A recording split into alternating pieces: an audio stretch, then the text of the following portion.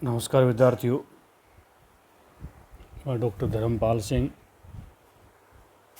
BA part second, political science, paper first. नमस्कार विद्यार्थियों, आज मैं आपको अमेरिका में कांग्रेस के बारे में आपसे रूबरू मुखातिब हो रहा हूँ। कांग्रेस अपने निर्वाचकों की आंखें और वाणी है। यह उनके विवेक और संकल्प का मूर्त रूप है। Woodrow Wilson. कांग्रेस की शक्तियां तथा कार्य। कांग्रेस की क्या शक्तियां हैं और क्या कार्य। संविधान के प्रथम अनुच्छेद में कहा गया है, इसके अंतर्गत प्रदान की गई व्यवस्थापन संबंधी समस्त शक्तियां संयुक्त राज्य अमेरिका की एक कांग्रेस में निहित होंगी। तो सारी शक्ति किसके निहित होंगी? कांग्रेस में निहित। नंबर 1, कानून निर्माण संबंधी कार्य। नंबर 2, चुनाव संबंधी कार्य।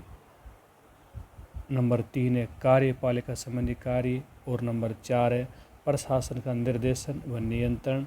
और 5 है जांच पड़ताल करना।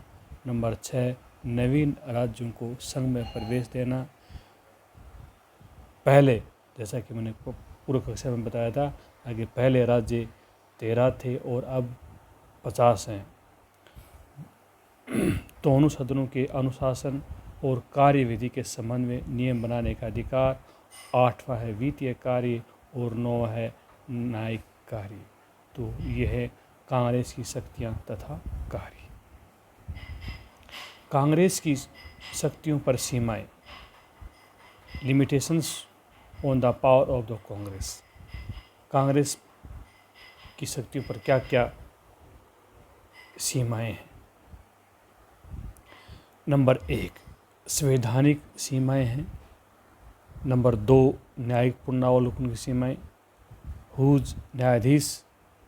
हम अमेरिकावासी संविधान के आश्रित शासित होते हैं, परंतु संविधान वही है जो न्यायाधीश कहते हैं। शक्तियों में पृथक्करण की व्याख्या द्वारा लगाई गई सीमाएं। नंबर 4, अनुच्छेद 1 खंड 9 द्वारा लगाई गई सीमाएं और अनुच्छेद 5 द्वारा लगाई गई सीमाएं और राष्ट्रपति का वीटो। ये हैं कांग्रेस की शक्तियों पर सीमाएं। इसी श्रृंखला में हम बात करें अमेरिका में सीनेट। तो अमेरिका में सीनेट क्या होता है उसके बारे में चर्चा करते हैं। अमेरिका में सीनेट का उद्देश्य, वे एक परामर्शदात्री एवं विचार विमर्शात्मक सदन की रचना करना चाहते थे। इसी कारण उसकी सदस्यों की संख्या कम की गई है। अनुभवी एवं योग्य सदस्यों की रचना करना चाहते हैं। शक्तिशाली सदन की रचना करना चाहते थे जो राष्ट्रपति और प्रतिनिधि सदन दोनों को स्वेच्छाचारिता पर नियंत्रण रख सके। ऐसी निकाय की रचना करना चाहते थे जो सभी छोटे बड़े राज्यों की प्रभुता को रक्षा कर सके। Lindsay Rogers. संयुक्त राज्य अमेरिका सीनेट संसार की सबसे सर्वाधिक शक्तिशाली सदन है। दूसरे देशों की शासन व्यवस्था में द्वितीय सदन की शक्तियों का ह्रास है, पर सीनेट की शक्तियों की वृद्धि हुई है। ब्रोगन। सीनेट एक ऐसी संस्था है जो कभी नहीं मरती और राष्ट्रपति और जीते हैं। 2 वर्ष के बाद प्रतिनिधि सदन समाप्त हो जाते हैं, परंतु सीनेट बनी रहती है। अमेरिकी सीनेट कांग्रेस का द्वितीय सदन या स्थायी सदन, उच्च सदन है। यह कांग्रेस का एक समष्टीय सदन होगी, बल्कि यह समूची संघीय व्यवस्था की रीढ़ की हड्डी है। अमेरिकी सीनेट के हटाने का अर्थ संघ सरकार की आंतें निकाल देनी है। वस्तुतः सीनेट अमेरिकी प्रशासन यंत्र की धुरी है। उसे निकाल दिया जाए तो अमेरिकी शासन धाराशायी हो जाएंगे। संगठन। सीनेट कांग्रेस का उच्च सदन है। यह संघ के एककों का प्रतिनिधित्व करता है। वर्तमान में 50 राज्य हैं। सीनेट के सदस्यों की संख्या 100 है। प्रारंभ में 13 राज्य थे, अतः उस समय संख्या केवल 26 थी। प्रत्येक राज्य को, चाहे वह बड़ा हो या छोटा, 2 प्रतिनिधि भेजने का अधिकार है। लाखों संख्या वाले नेवादा, अलास्का, करोड़ों की संख्या वाले न्यूयॉर्क, कैलिफोर्निया बिना सहमति के बदला जा सकता। ये राज्यों की सहमति पर ही निर्भर करता है। निर्वाचन। आरंभ में सीनेट के सदस्यों की संख्या निर्वाचन की व्यवस्था अप्रत्यक्ष रखी गई। असफल होने के कारण 1913 में 17वें संवैधानिक संशोधन द्वारा प्रत्यक्ष व्यवस्था स्थापित कर दिया। अवधि कार्यकाल। सीनेट एक स्थायी सदन है जिसके सदस्य 60 वर्ष की अवधि के लिए निर्वाचित किए जाते हैं। प्रति 2 वर्ष बाद 1/3 सदस्य अवकाश ग्रहण करते हैं। सीनेट के सदस्यों के पुनर्निर्वाचन पर कोई संवैधानिक प्रतिबंध नहीं है। योग्य अनुभवी लोकप्रिय सीनेटर बार बार निर्वाचित होते रहते हैं, जैसे एरिजोना का सीनेटर कार्ल हेडन 35 वर्ष तक सीनेट का सदस्य रहा। जब कोई रिक्त स्थान रहता है तो गवर्नर रिक्त स्थान को अस्थायी पूर्ति कर सकता है। तो ये है उनका निर्वाचन का प्रोसेस। गणपूर्ति। सीनेट की बैठकों के लिए कुल सदस्यों को बहुमत की उपस्थिति आवश्यक है। योग्यताएं। 30 वर्ष आयु, 9 वर्ष अमेरिका का नागरिक व राज्य का निवासी होना चाहिए जहां से वह चुनाव लड़ रहा हो। वेतन भत्ते $30,000, $17,500 कलर के लिए टेलीफोन आदि जो प्रतिनिधि के सदस्यों को मिलता है। विशेषाधिकार। सीनेट के अलावा अन्य प्रश्न नहीं किया जा सकता। सीनेट की कार्रवाई में हिस्से लेने की स्वतंत्रता प्रदान की जाती है। देशद्रोही, महापराध, शांति भंग के अपराधों को छोड़कर अधिवेशन के समय बंदी नहीं बनाया जा सकता। पदाधिकारी अध्यक्ष, अस्थायी अध्यक्ष, सचिव, सर्जेंट एंड आर्म्स, चैपलन आदि दलों के पदाधिकारी, फ्लोर लीडर, सचेतक। अमेरिका को उपराष्ट्रपति सीनेट का पदेन अध्यक्ष होता है, परंतु वह उसका सदस्य नहीं होता। अध्यक्षता करता है।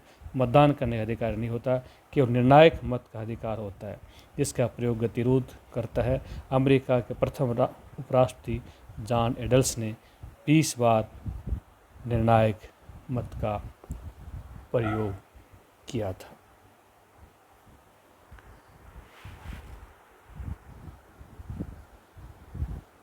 इसी कड़ी में हम बात करते हैं फिलीबस्टर। विशेष बात जिसे उसका दोष कहा जाता है, भाषण की असीम स्वतंत्रता, अखंड भाषण प्रहार। 1957 स्ट्रॉम थॉर्मन नागरिक अधिकार का विधेयक पर 24 घंटे से अधिक समय तक बोलता रहा। अधिवेशन 3 जनवरी दोपहर को प्रतिनिधि सदन के साथ प्रारंभ होता है। दोनों सदनों का अधिवेशन उस समय तक चलता रहा जब तक स्थगन प्रस्ताव पास न करें। सीनेट के प्रमुख शक्तियाँ। अद्भुत आविष्कार शासन की रीढ़ की हड्डी है, कोई अंग उसकी उपेक्षा नहीं कर सकता। Lord Bryce. सीनेट शासन की गुरुत्वाकर्षण शक्ति का केंद्र है। एक और तो प्रतिनिधि सभा की लोकतंत्रात्मक असावधानी है, वो दृष्टता पर है, और दूसरी वो राष्ट्रपति की राजनीतिक महत्वाकांक्षाओं पर रोक लगाने वाली एक सत्ता है। और राष्ट्रपति की राजनीतिक महत्वाकांक्षाओं पर रोक लगाने वाली एक सत्ता है। तो उसमें नंबर 1 कानून निर्माण संबंधी शक्तियाँ।